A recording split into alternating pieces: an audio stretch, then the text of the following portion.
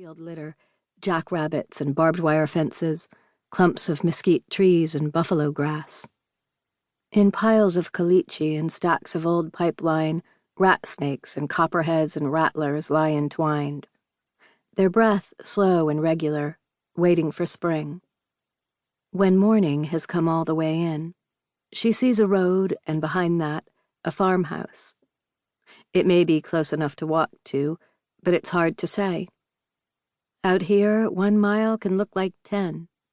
10 could be 20. And she knows only that this body, yesterday she would have called it mine, sits in a pile of sand somewhere in the oil patch, too far from town to see the water tank with her town's name painted on the side, Odessa, or the bank building, or the cooling towers at the petrochemical plant where her mother works. Soon, Alma will come home from a night spent cleaning offices and brake shacks. When she steps into the one-bedroom apartment that still smells of last night's hominy and pork and Tio's cigarettes, when she sees that the sofa bed where Gloria sleeps is still made up from the day before, Alma might feel worried, maybe even a little afraid, but mostly she will be pissed off that her daughter is not home where she belongs, again. Gloria scans the pump jacks moving up and down. Great steel grasshoppers, always hungry. Did he drive them as far as Penwell? Mentone? Loving County? Because the Permian Basin is 80,000 square miles of the same old, and she could be anywhere.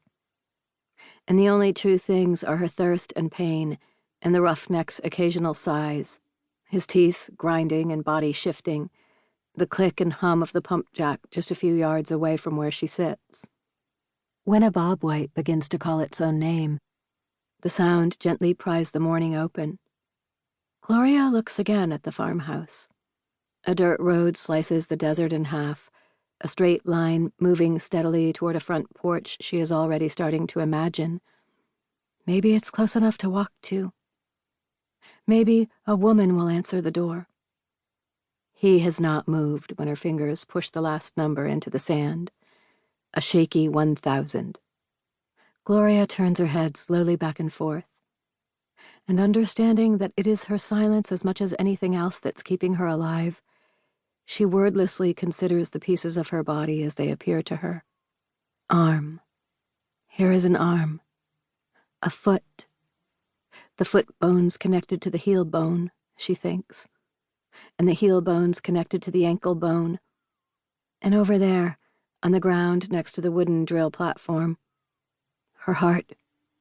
She turns her head this way and that, gathering the body, covering it with clothes that lie torn and strewn around the site as if they are trash, disregarded and cast aside, instead of her favorite black t-shirt, the blue jeans her mother gave her for Christmas, the matching bra and panties she stole from Sears.